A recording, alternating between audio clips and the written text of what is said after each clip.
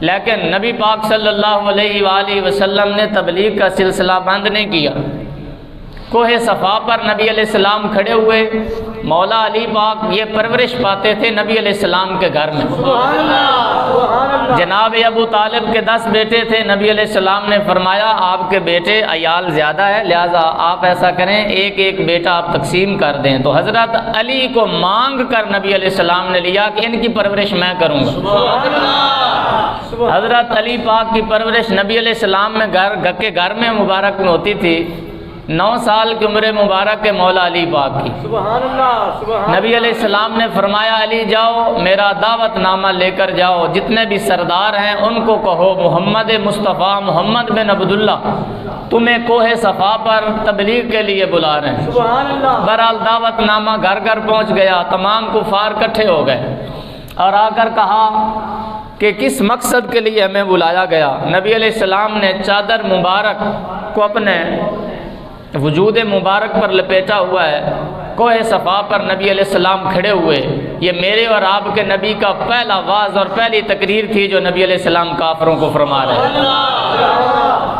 نبوت ملنے کے بعد پہلی تقریر نبی علیہ السلام نے فرمائی اور فرمایا سرکار پاک نے آپ نے 3 چیزوں کا ذکر فرمایا۔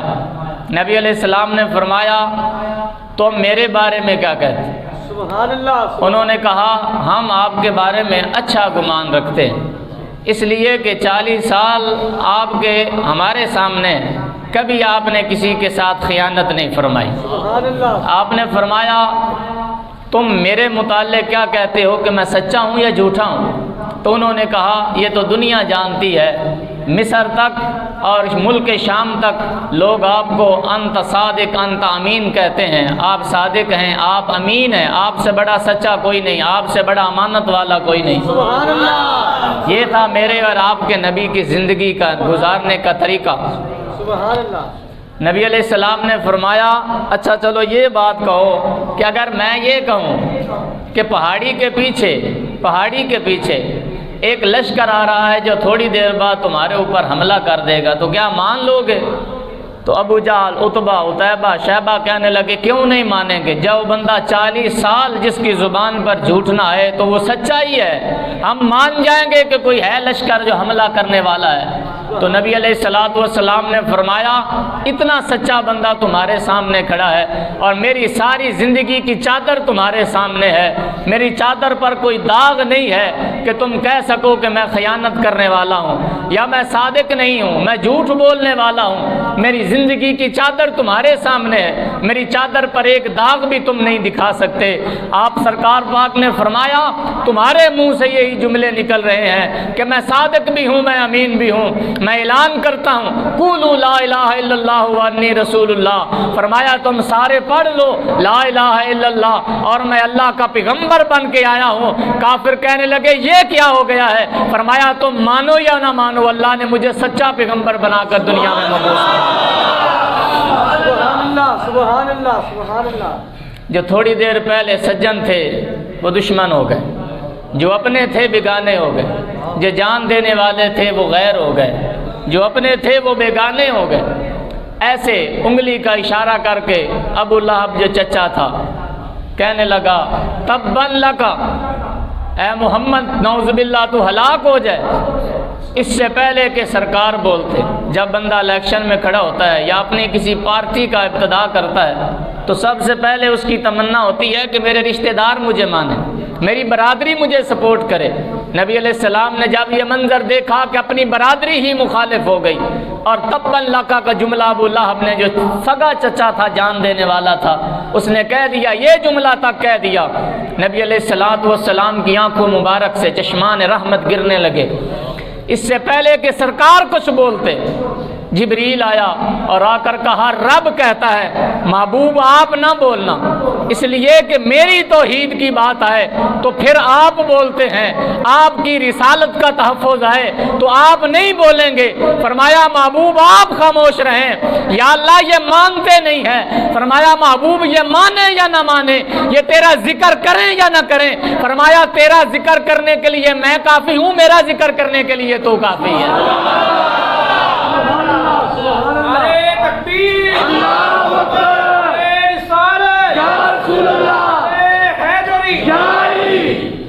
فرمایا یہ مانے یا نہ مانے، مطلب یہ نہیں ہے، آپ نے تبلیغ فرما دی ہے، آپ کا فرض پورا ہو گیا ہے، باقی رہا اس نے جو جملہ کہا ہے آپ ہلاک ہو جائیں۔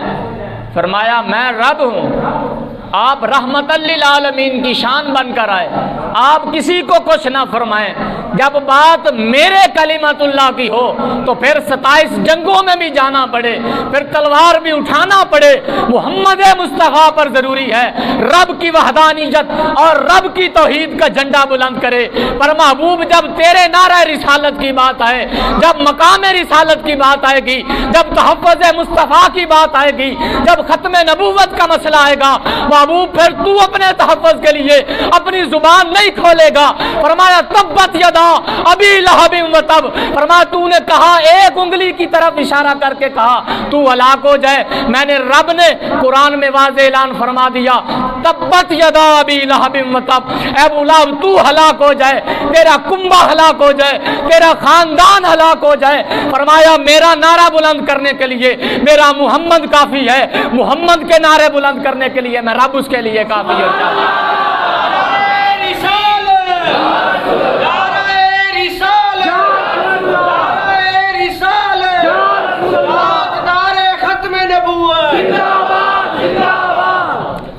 بہرحال تبلیغ کا آغاز ہوا، کن کن مشکلوں سے سرکار گزرے۔ میں یہاں یہ بات سمجھانا ضروری سمجھتا ہوں، جن لوگوں کو اتنی توفیق نہیں کہ وہ 5 وقت کی نماز بھی پڑھ سکیں، اور جن لوگوں کو اتنی بھی اپنے نبی سے وفا نہیں کہ وہ 5 وقت اپنے نبی کی آنکھیں ٹھنڈی کر سکیں، میں سمجھتا ہوں کہ وہ بندہ عشق مصطفیٰ میں جھوٹا ہے، وہ صرف زبانی دعویٰ کرنے والا ہے۔ اگر آپ صحابہ کی زندگیاں پڑھیں جو انہوں نے تبلیغ اسلام کے لیے قربانیاں دی ہیں، اور جتنا مشکل اسلام بچا کر اور اسلام کو تحفظ دے کر ہم تک پہنچایا ہے، جب بندہ وہ پڑھتا ہے تو رونگٹے کھڑے ہو جاتے ہیں۔ حضرات گرامی، مشکل سے مشکل دور سے حضرت مولا علی پاک اور تمام صحابہ گزرے، کسی کافر نے اقرار نہ کیا، لیکن تفسیر ابن شام، تاریخ ابن شام میں، سیرت ابن شام میں موجود ہے، نبی پاک صلی اللہ علیہ وآلہ وسلم کے پیارے مولا علی پاک اس مجمع میں تشریف فرما تھے۔ 9 سال عمر مبارک، ایک روایت میں 13 سال، ایک 9 سال کا بچہ جس کی پنڈلیاں بھی چھوٹی چھوٹی تھی، وہ اس مجمع سے آگے آئے اور آ کر کہنے لگے، دامن مصطفیٰ کو پکڑا مولا علی پاک نے اور کہا یا رسول اللہ، کائنات مانے یا نہ مانے، میں اگرچہ بچہ ہوں لیکن آپ کی رسالت کا اور اللہ کی وحدانیت کا میں کوہ صفا پر کھڑے ہو کر اقرار اور اعلان کرتا ہوں۔ سبحان اللہ، تکبیر، اللہ اکبر،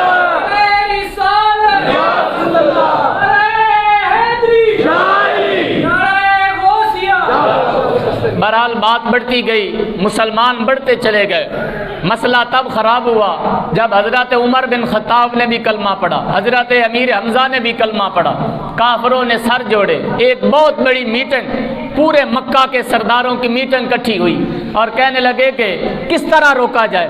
ہم نے ہر حربہ آزما کر دیکھا، ہم حملہ کرتے ہیں تو وہ حملہ ہمارے منہ پر آتا ہے، ہم گڑھے کھودتے ہیں تو خود گر جاتے ہیں، ہم کنکریاں لے کر جاتے ہیں تو کنکریاں ہمارے ہاتھوں میں کلمے پڑھنے شروع کر دیتی ہیں۔ یہ اسلام کا جھنڈا کیسے روکا جائے، یہ نام محمد کیسے مٹایا جائے؟ ہم نے تشہیری مہم شروع کی کہ لوگوں کو کہیں کہ یہ محمد نہیں مذمم ہے، تو وہ سارا ملبہ ہمارے منہ پر آ گیا۔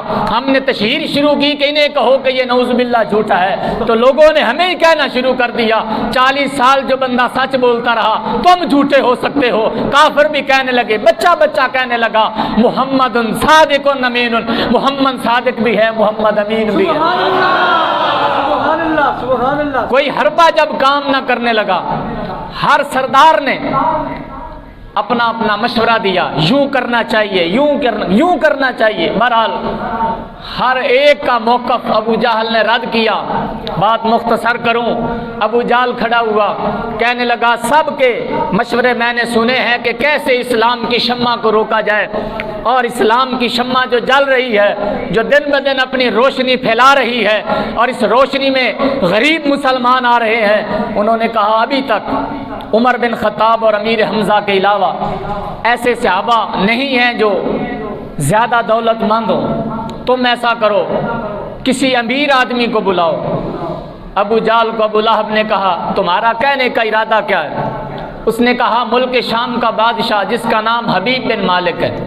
سبحان اللہ سبحان اللہ سبحان کہے نا سبحان اللہ۔ جس کا نام حبیب بن مالک ہے، اس کو اگر بلایا جائے، وہ بادشاہ ہے، وہ دوسرے بادشاہوں کی طرح نہیں، وہ بڑا اس مختلف ہے، رعب اور دبدبے کا مالک ہے، پڑھا لکھا بادشاہ ہے، کئی آسمانی کتابوں کا حافظ ہے، تمام علوم، سیاست ہو اور مذہب ہو، تمام کے مذاہب کو پڑھنے والا بندہ ہے، آسمانی کتابوں کا مطالعہ کرنے والا ہے۔ وہ آئے گا، وہ علم سے بحث کرے گا تاکہ علم کے ذریعے انہیں نیچا دکھایا جا سکے۔ میں کہتا ہوں ساری کائنات بھی زور لگا لیتی، اور 14-15ویں صدی چل رہی ہے، ہر صدی میں ہر کافر نے اپنے کیا بیگانے کیا غیروں نے بھی زور لگایا نام محمد کو نیچا دکھایا جائے، مگر میرا رب کہہ چکا ہے وَرَفَعْنَا لَكَ ذِکْرَ، محبوب تیرا ذکر اسی بلند و بالا فرمایا۔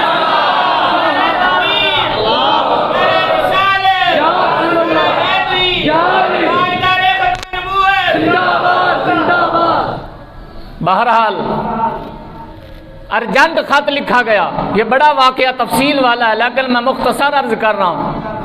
اس واقعے کو امام بخاری نے نقل فرمایا، امام مسلم نے، امام ترمذی نے نقل فرمایا، اور علامہ ابو نعیم نے ذکر فرمایا، بے شمار جلیل القدر محدثین نے اس واقعے کو نقل فرمایا۔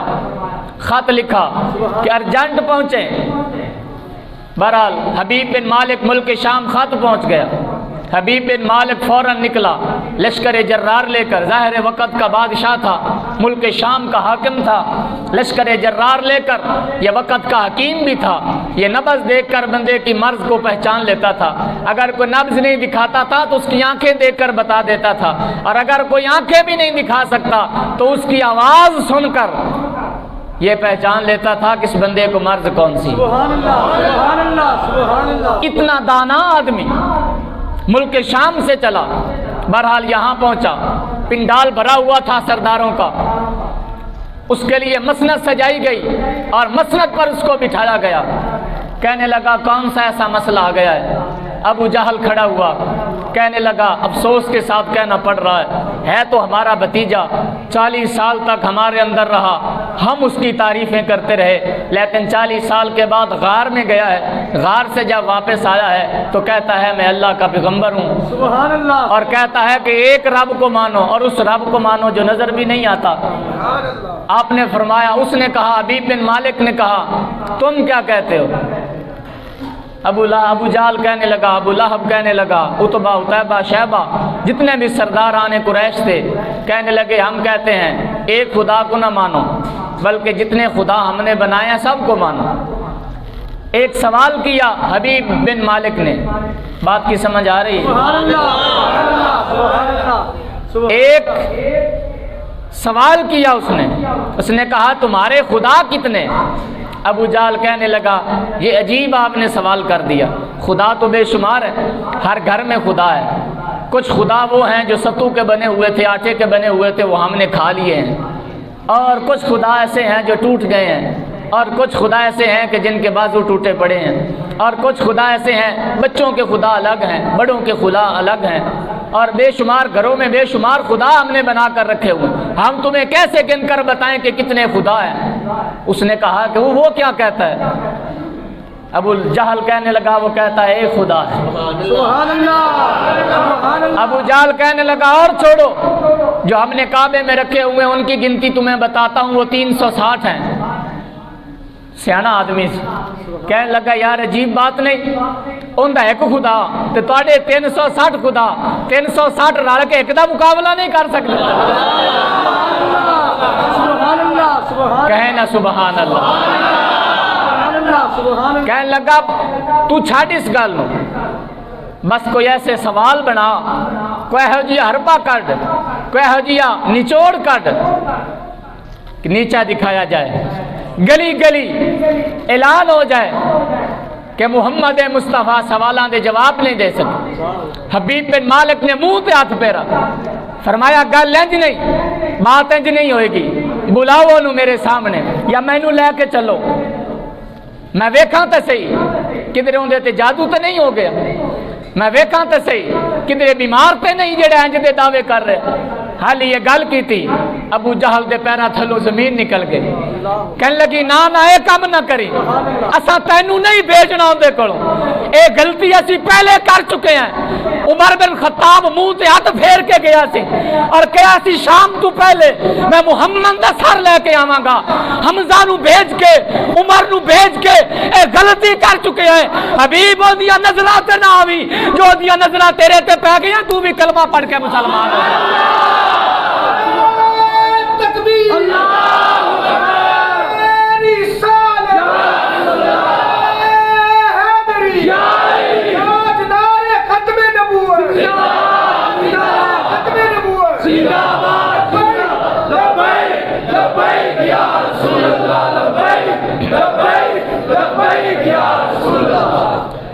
اس نے کہا کہ پھر اسے لاؤ یہاں میں اس سے بات کروں گا فرمایا بات نہ کرنا اس لیے کہ اگر اس کے ساتھ تو بات کرے گا تو اس کے سوالوں کا جواب نہیں دے سکے گا ہم جانتے ہیں اسے اس نے کہا پھر مجھے اس کی آنکھوں میں دیکھنے دو تاکہ بیماری کا تعین کیا جائے ابو جہل نے کہا بلال نے بھی اس کی آنکھوں میں دیکھا تھا کولوں پہ لیٹ گیا ہے تپتی ریت پر لٹایا ہے وہ محمد محمد کہتا ہوا مرنا تو پسند کرے گا محمد کی چوکٹ کو چھوڑنا کہے نا سبحان اللہ سبحان اللہ سبحان اللہ اس نے کہا ابو جہل تو ٹھہر جا تو بے وقوف ہو گئے ہیں پاگل ہو گئے ہیں تو لے چلو میں نے محمد دے بوت سبحان اللہ بہرحال حبیب بن مالک گیا دروازہ لکڑی کا نہیں تھا یاد رکھے یہ میرا اور تیرا نبی ہے یہ فقر کی دنیا کا بادشاہ ہے دروازہ کس چیز کا تھا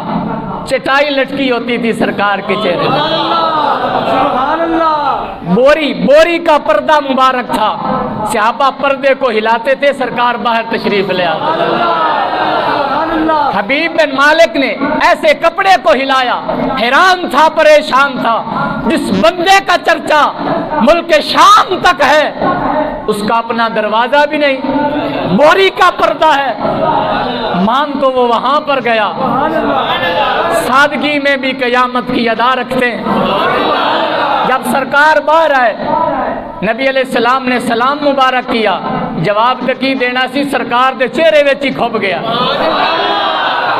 نبی علیہ السلام نے مکھ چند بدر شاہ شانی ہے متھے چمک دی لاٹ نورانی سرکار پاک نے اینج دے منہ تے ہاتھ مبارک فرمایا خیر ہے کون ہے کتوں آیا کہنے لگا نام حبیب ملک شام دا بادشاہ ہاں تواڈے نال مناظرہ کرن آیا نبی علیہ السلام ہلکے جہا مسکرائے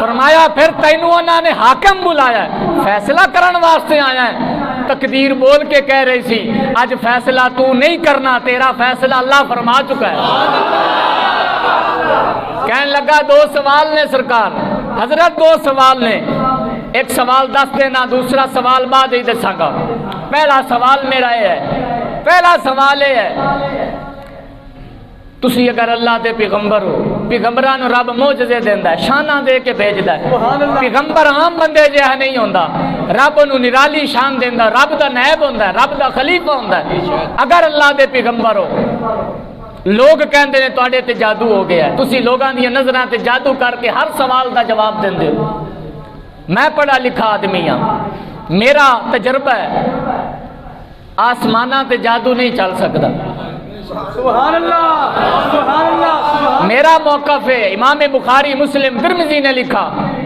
چاند دے دو ٹوٹے کر دے وقت دے دامن گنجائش نہیں ہے بالکل اے واقعہ بہرحال میں مختصر کراں گا ہے تے 2-4 گھنٹے دا بہرحال سرکار کی بارگاہ میں آ کر کہا چاند کے 2 ٹکڑے کیجئے نبی علیہ السلام نے فرمایا پھر ایسے نہیں کریں گے لوگوں کو پہاڑ پر بلایا جائے کوہ صفا پر فرمایا کسی ایک کو نہیں دکھاؤں گا پھر سارے مکے نو کٹھا کر لو جے تسی ویکھنا ہی ہے تو پھر سارے ہی ویکھ لیں پورا مکہ کٹھا ہو گیا شام کا وقت ہو گیا، تمام لوگ چاند کی طرف دیکھ رہے تھے اور مصطفیٰ کے ماننے والے محمد مصطفیٰ کے چہرے کی جانب لوگ حیران تھے کہ آج بنتا کیا ہے۔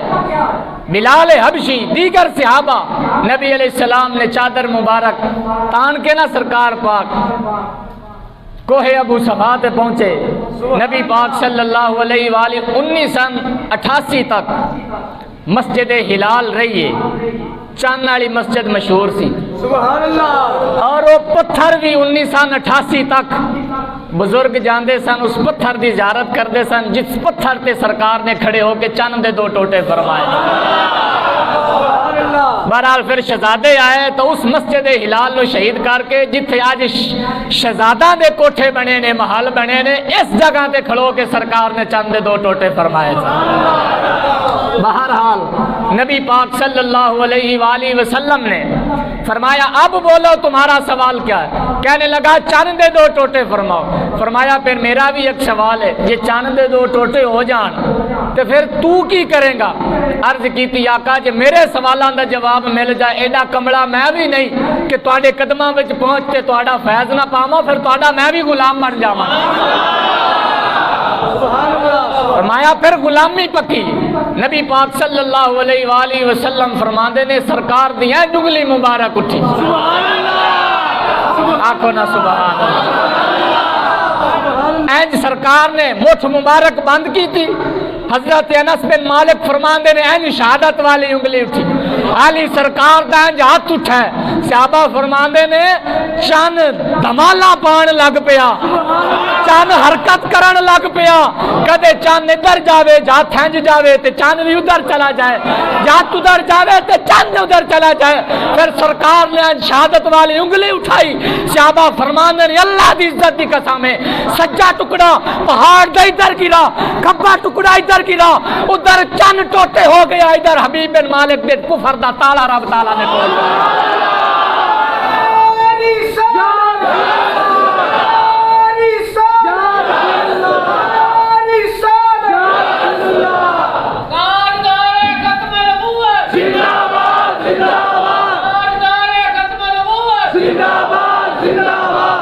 ایسے واسطے اللہ حضرت فرماندے نے چاند جھک جاتا جدھر انگلی اٹھاتے مہد میں،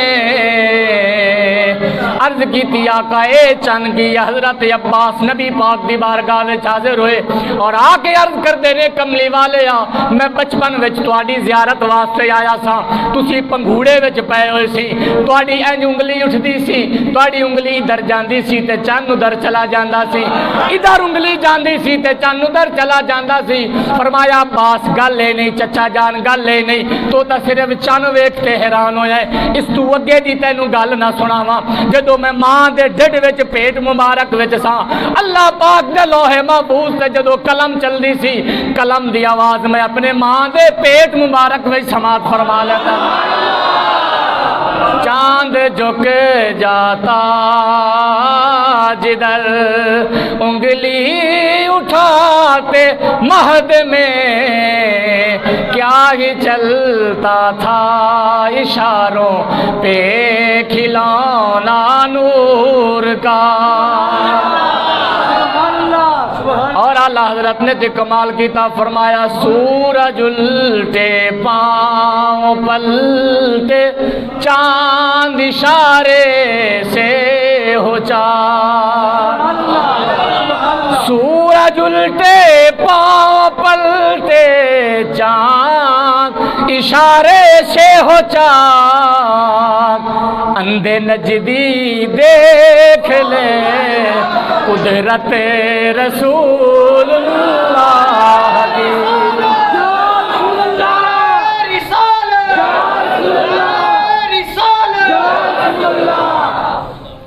حضرت حبیب بن مالک نے حالی دوسرا سوال نہیں فرمایا، نبی پاک دی بارگاہ وچ عرض کیتی آقا پھر چن نوں ایویں جوڑ بھی دیو۔ نبی علیہ السلام نے جاتھ دا اشارہ فرمایا، ٹوٹا ہویا چن مصطفیٰ نے دوبارہ جوڑ فرمایا ہے۔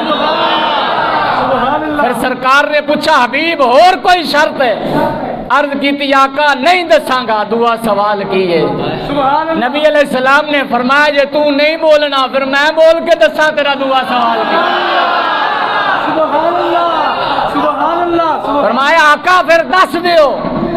فرمایا جدو چند دو ٹوٹے ہو رہا سی نا تو سوچ رہا سی یار 12 سال دی بچی ہے جیڑی گھر دے وچ زندہ لاش ہے، جیڑی بول نہیں سکتی، ہتھاں پیراں تو محتاج ہے، وقت دا بادشاہ ہو کے تو ٹل لائے نے تیری دھی صحیح نہیں ہوئی، بڑے بڑے حکیماں نو تو خود حکیم ہے، علاج کر کر کے تھک گیا ہے، تیری بیٹی ٹھیک نہیں ہوئی، تو پریشان ہے کہ یار کوئی ایسا بندہ ٹکرے جیڑے رب دے قریب ہوئے، اے کام تے نبی کر سکدے نے کہ چند ٹوٹے ہوئے، میں عرض کراں گا میری دھی نو بھی صحیح کر دیو۔ سرکار نے فرمایا حبیب پریشان نہ ہو، تیری دھی نو بھی صحیح فرما دیتا ہے تے تیری بیٹی نو کلمہ بھی میں محمد پڑھا کے آ گیا۔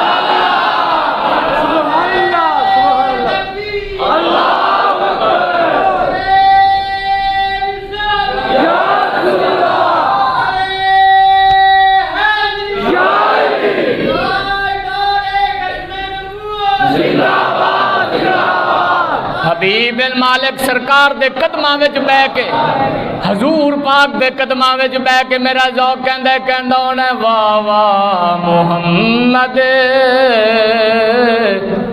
شان تیری